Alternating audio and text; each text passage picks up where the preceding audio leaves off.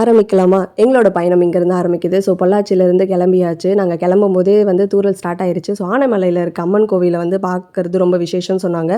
So அங்கேயும் போய் பார்த்துட்டு போயிடலாம் அப்படின்ட்டு தான் கிளம்பிட்டோம் காலையிலே. நாங்கள் போகும்போது இந்த பிரிட்ஜு, அந்த தென்னை மரம் அதெல்லாம் பார்க்கும்போது அவ்வளோ ப்ளசண்ட்டாக இருந்தது அந்த காலையில். ஸோ இந்த மாதிரி ஆற பார்க்கறதுக்கு பஞ்சமே இல்லை. கொஞ்ச நேரத்துக்கு ஒரு தடவை அந்த மாதிரி வந்துகிட்டே இருந்தது. அண்ட் இந்த வழி பார்க்கணுமே, நம்ம பிடிச்சவங்களோட உட்காந்து கதை பேசிக்கிட்டு, இல்லை நம்மளுக்கு பிடிச்ச மியூசிக் கேட்டுக்கிட்டு இந்த வழியில் பயணம் பண்ணும்போது எவ்வளோ ரொமான்டிக்காக இருக்கும்ல.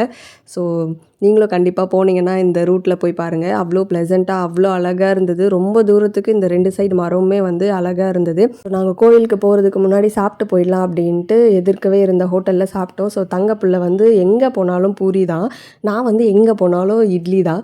ஸோ என் ஹஸ்பண்ட் எங்கே போனாலும் பொங்கல் தான். ஆளாளுக்கு ஒரு மாதிரி சாப்பிடுவோம். அண்ட் நாங்களுமே அப்படியே ஃபுல்லாக சாப்பிட்டு முடிச்சுட்டு தங்கப்பிள்ளை காலையிலே வந்து கேக் வேணும்னு கேட்டார். ஸோ அவர் என்ன சொல்கிறாருன்றதை வாங்க போய் கேட்போம். பைபிளில் ஜாந்துண்டு இருந்துக்கிட்டு என்னெல்லாம் பேச்சு பேசுகிறான் பாருங்கள். அண்டு நாங்கள் வந்து கோவிலுக்கு தான் போகிறோம். அந்த வீடியோட உங்களை சந்திக்கிறேன். பாய்.